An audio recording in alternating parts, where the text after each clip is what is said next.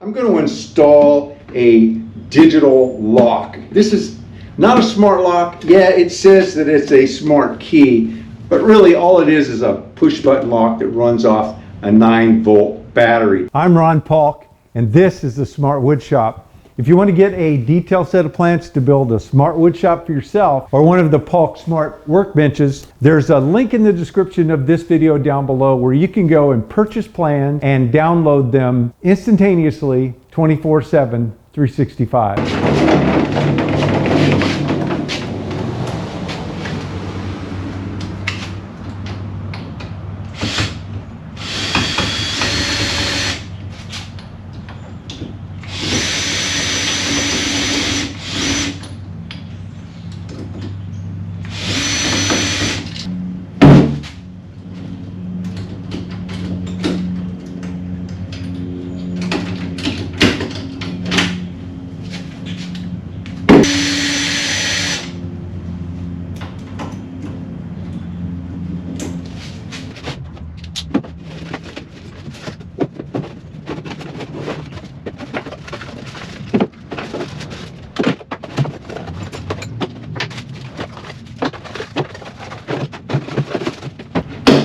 When I'm assembling anything, I like to get it completely unpacked and see all my parts and pieces.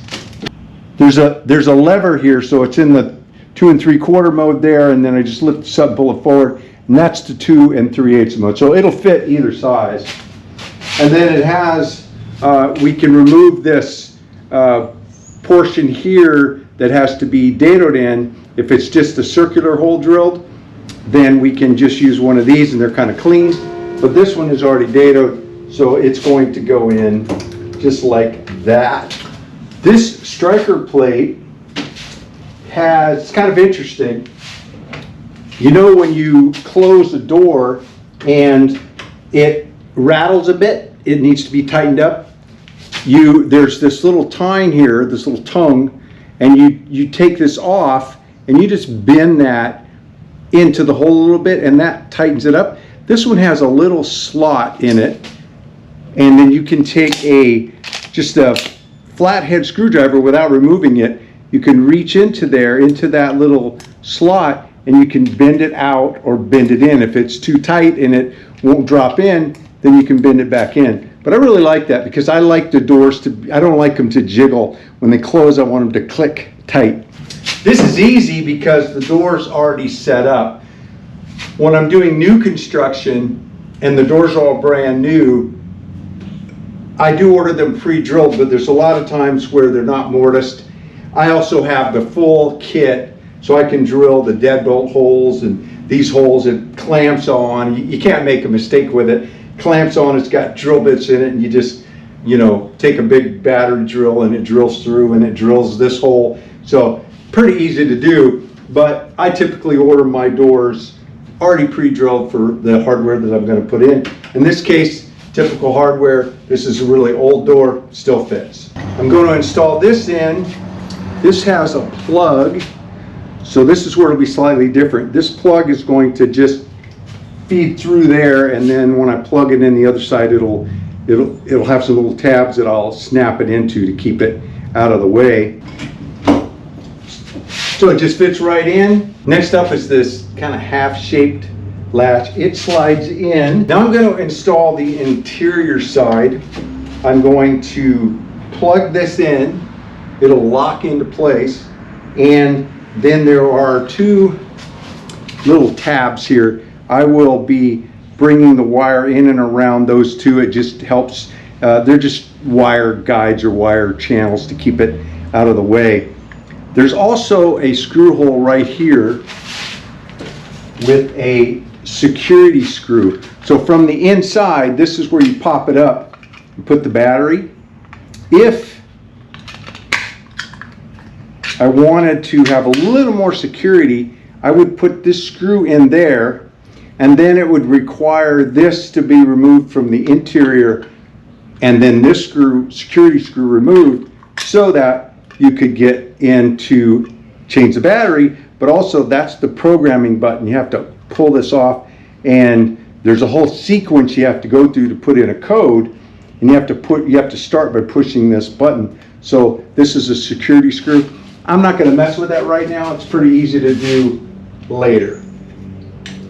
It would also require me to put the battery in first. Otherwise, I'd have to pull it back off, pull the screw to get the battery in it.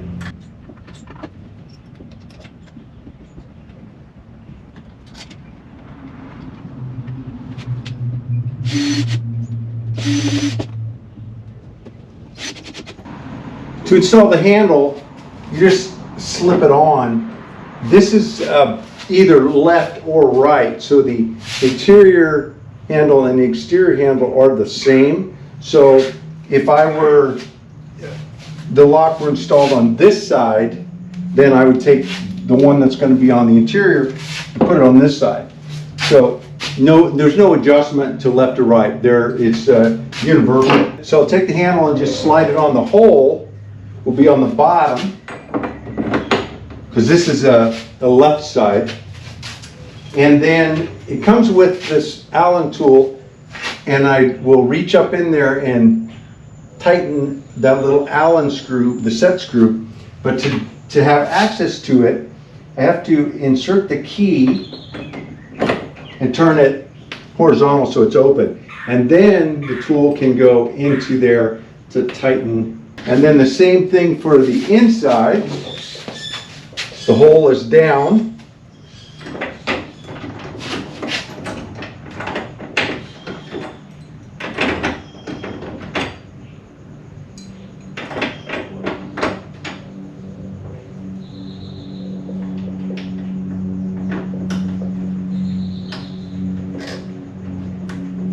And I'm kind of squeezing them together a little bit just to make sure that they're good and tight. So that is that. The hardware is installed. The next part is I'm just going to check and make sure that it mechanically works well. So I want to make sure that the lock itself fits nicely in there and doesn't jiggle.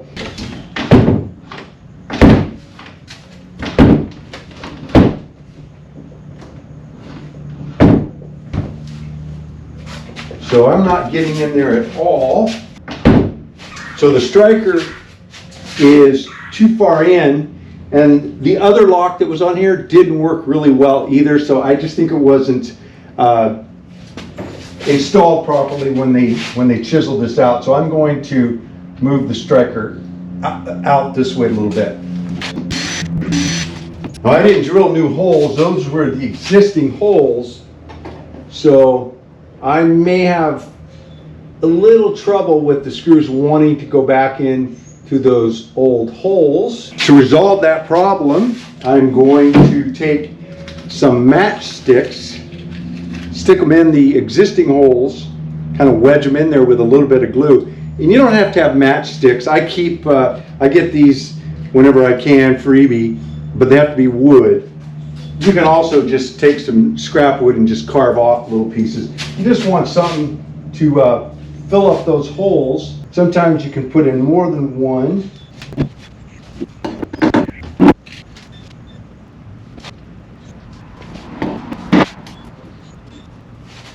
You can cut them off with a chisel or a razor knife or just break them. I have a set of 3 or 4 of these Vicks bits, and they have a drill bit in them, and they're kind of spring loaded. So when you drill into anything like a hinge or any of these things like this, it will center the bit.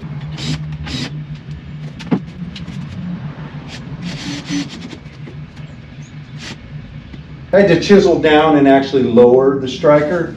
The door is not really that adjustable, and I don't really care. This door is not remaining. I'm going to obviously replace all the exterior doors, but if I have my way, if the city lets me, I'm actually going to tear this short 1-car garage down and put up a much larger garage. Hopefully, keep your fingers crossed. With the knob installed and working properly, I'm going to program it. To start with, I'll put the battery in. It's a 9-volt battery. It's included.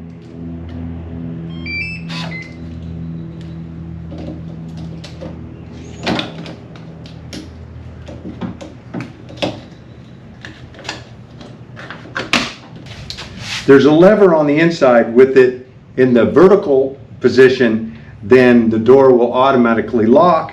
If I turn it horizontal, then it's good for passage. So if I come and go and I leave it in this orientation, the vertical one, every time I close it, I'll have to use the keypad to get in. To program it, there's a series of keys to follow. So I'll start by hitting the program button.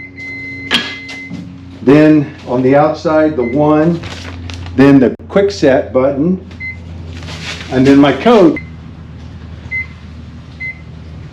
Okay, so 1 long beep, it turned green, which means that it was successful according to this. But I want to check it out and see. Of course, if I ever wanted to change the code, that's all I have to do each time. I can pop that off, hit that program button, a couple of keys, and then program it in. Probably want to keep the instructions around or take a shot with your phone and save that so you'll remember those instructions. If you hit the Kwikset button, that turns the lights on, so if it's dark out, and unlocked. You can use a code from as few as 4 to as many as 8, and obviously the more you use, the more security you'll have. There we go, just as easy as that. Now I don't have to haul my keys around. If I'm out here, I can just go right in the garage or right into the house. If you enjoyed this video, if you've learned anything, if you'd like to see me make more, then go ahead and give me a thumbs up and subscribe. And remember, when you subscribe, to ring that little bell. That way YouTube will let you know every time I put up a new video. And there are going to be lots of videos around this house, all the way from simple things like putting in these locks to completely remodeling the kitchen, where we're going to be doing the flooring and installing cabinets and all of those things. If you'd like to support the channel, you can purchase a set of plans for building yourself a smart wood shop or one of the Polk smart benches. You could also go to thesmartwoodshop.com and you'll find a tab there, Ron's store. All the tools and materials and things in there are stuff that I personally use. I don't just put them there. So if you use those links, those affiliate links, they will give you the same price they'd give you every day, but they'll share a little bit with us, which helps support the channel. Thanks for dropping into the Smart Wood Shop. You stay safe and have a great day.